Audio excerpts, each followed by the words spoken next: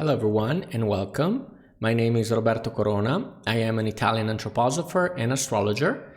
And in this video, we're going to talk about the ingress of the sun in Cancer, which is the summer solstice, the very beginning of the season. So I'd like to start from this picture here. This is a representation of Archangel Uriel by Andrei Shishkin. And according to Anthroposophy, this season, summer, is first of all traditionally associated to the fire element here, and it is ruled by this power, Archangel Uriel, which is the archangel of ancient Saturn. Now, this is a very severe archangel because it points us to our mistakes, what we're doing wrong, to everything that is interfering with the spiritual world, since Steiner explains that Uriel is basically pointing at our mistakes, our vices, everything that is interfering with a very delicate process happening during this time of the year in the spiritual world, which is a very delicate alchemical process which basically consists in turning matter into spirit. So during summer solstice, there's this process going on, and through this process, matter becomes spiritualized. And this process is described by Steiner in the four great imaginations that are basically, they're marking the four major festivals of the year. And in particular, this archangel, which is can be very hard with humankind, it is pointing at our mistakes in a season during which it's very easy to let ourselves go, right? Because it's summer and we're not paying attention and we are living this very intense and powerful moment, really, because summer solstice is a culmination. It is very strong, it is very intense. So the sun, through Gemini season, has been building up power, light, warmth. And you can almost feel, of course, in the northern hemisphere, you can feel the soul of Earth like exhaling, breathing out all its substances, all its spiritual substances, together with the elementary beings. It is breathing out, basically, right? And it is completely extroverted, and it is reaching up the sun and the cosmos, basically. So we can feel this process building every day more and more until we reach the climax, which is the summer solstice. And at that point, we let it go. We let go because we feel this tension that it is released. And this is when Cancer energy kicks in. And Cancer is all about this very dreamy state because we just let go and we dream, right? And we have this summer haze, and we may start feeling confused and not very focused, because this is what happens in summer, right? And for that reason, this archangel is pointing at us, and it is telling us, what are you doing? Look at what you're doing, right? Because we need to become more aware of what we're doing, basically. So let's take a look at the ingress of the sun in Cancer, because it is very alchemical and very spiritual. This chart is quite special, and it is a chart that it is valid for all summer because it is the chart marking the very beginning of the season. So it is describing the whole potential of the season. Now, this is the sun. Here we go. The sun is entering Cancer, right? And the first hint of this chart is the sun making an out of sign square with Neptune, which is separating, meaning that the sun is telling us to overcome or leaving behind what Neptune in Pisces represents. And of course, Neptune is the ruler of altered states of consciousness, of dreams, fantasy, creativity. It's very chaotic. So it is a perfect match with summer and what summer is basically doing to us. So it's like the sun is basically pointing at the same gesture that the Archangel Uriel is suggesting us to do to overcome this dreamy state where we make mistakes because we're not present to us and we are not aware of what we're doing, right? So this is confirmed by the chart. But most likely,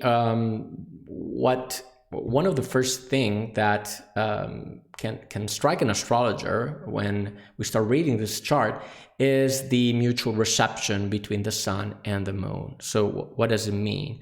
So the sun is in Cancer, the zodiac sign of the moon. So we want to be looking at the moon to understand what the energies of Cancer are, how these energies are modulated. And the moon is in Leo, the zodiac sign of the sun. So it is a mutual reception because we say that the sun and the moon are receiving each other in their respective domiciles. And this is great because this means that they are working together, and we have the sun and the moon, the masculine and the feminine, working together. Not only sun and moon, but also alchemically gold and silver, right? So as I mentioned, we have this process during the summer solstice when basically matter is spiritualized and silver is turned into gold. And again, this is something that this chart is pointing at. And if we look at the moon, we can, sorry about that. So if we look at the moon here, we can see that the moon is in conjunction with Venus. And Venus is in Leo, and we talked a lot about Venus in Leo because Venus in Leo is going through what I called a reevaluation process. So I'm going to leave the link to that video describing the whole process down below in the description. However, in a nutshell, this Venus in Leo is basically for all summer is going to reevaluate. So we're going to second guess basically everything that for us has great value. And this value is represented by gold and of course by Leo. So the moon is pointing at this process that is going to become more and more important as we go through the season, and in particular from July 23rd to September 4th, we're going to have Venus retrograde. So this process is going to reach a peak, but this is definitely something alchemical and very spiritual. But what does it mean from a psychological perspective? So the moon is about our emotional needs. So the moon in Leo is telling us that there is a need to express ourselves, to express our personal value, our excellence, what makes us special, basically. It is all about self-expression and creativity. And this goes hand in hand with Venus in Leo, of course. But on top of that, we have this balance, again, between Sun, Moon, Venus, and Mars, masculine and feminine. So this emotional need describes better our feminine part, the feminine part of this equation. The masculine part is represented, of course, by Mars in Leo. Please note that this conjunction between between Venus and Mars is not going to perfect because Venus is getting slower and slower, so she's not going to reach Mars, and Mars is going to leave Leo, leaving behind Venus. However, this Mars in Leo represents the masculine part of this equation that is saying, I want to reach this high achievement represented by this gold, by Leo. And why is that? Because Mars is the planet of our will. So I want to achieve this high goal, this high achievement, right? Determined by who? by my feminine side, by the moon, by Venus. The moon is I need to express myself, and Venus is all about like asking and second guessing really what matters for me, what I consider to be worthy, right? What is it? What's gold for me? This is what this Venus is asking, right? And Mars is the power of the will to achieve it, right? And spiritually, there's also one of the most powerful images here, and that is the image of the Holy Grail. Now, this is a very delicate topic. Of course, this is something that Steiner describes very, very well, because the Holy Grail is the cup that is holding the Holy Host that represents the Christ, right? So, cosmically, Steiner described the Holy Grail as something as an experience that a clairvoyant can have by looking at the moon, especially a moon like this. So as you can see, the moon is like reasonably close to the sun. It's been like 3 days from the new moon in Gemini. So this moon is a waxing moon, and we have in the sky just the sickle of the moon, the little crescent of the moon, right? Now, this is because, of course, the moon is reflecting sunlight, creating this little cup made of physical light. And this cup is the Holy Grail.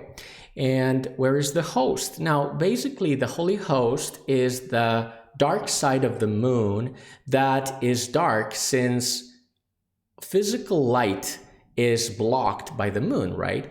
But Steiner explains that spiritual light isn't. So what's not visible for us in a physical sense, it glows in a spiritual sense. So we have a sickle of physical light holding this Holy Host filled by spiritual sunlight, basically, or the spiritual counterpart of sunlight, I would say.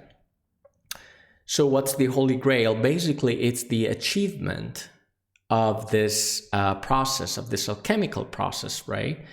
And for this reason, I do believe that this chart is all about alchemy, really, because the Holy Grail is the purified soul that has become worthy to receive the forces of the Christ, which is spiritually the spiritual gold. It is like the achievement of the great work, of the alchemical great work. And on top of that, if we follow Astrosophy and what Willi Zucker said about the constellations, so about the starry image, as I like to call it, of Cancer, we can see that this sickle is becoming visible in the constellation of the Crab of Cancer, which is all about overcoming materialism. And it is a very important constellation because it is a constellation that is key in order to understand the events of Golgotha. And this constellation holds the memory of the process of purification and redemption of the physical body, and especially of the impulse of materialism. So now this constellation has become potentially the constellation of overcoming materialism. So in this picture here, we have the image of our crab, Cancer. This is the sickle of the moon. You see that with the dark side of the moon, which is the Holy Host, our Grail. And we have Venus, right? Which is very, very bright because Venus is far enough from the sun to be an evening star, and a very powerful evening star, to be honest. And Venus is a planet strongly connected to Lucifer, which in the name has this, in the very name Lucifer, we have the meaning of this name is the bringer of light. So Lucifer is not the light is Christ, but Lucifer can become the cup that holds the real, true light, which is the forces of the Christ. So this is an indication in the cosmic script that like this cup can become like worthy of like receiving the holy host of the spiritual sunlight only if we transform and redeem this very powerful spirit, which is Lucifer. Now, on top of that, Steiner indicated 12 zodiac virtues to meditate throughout the year, and the virtue associated with Cancer is unselfishness, which becomes catharsis.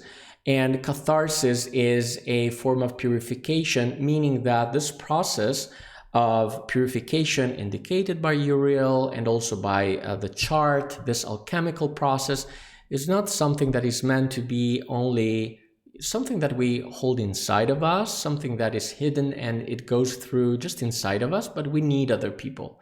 We need to reach other people and to help them practicing unselfishness so that this unselfishness can become part of this catharsis, which literally means purification, right?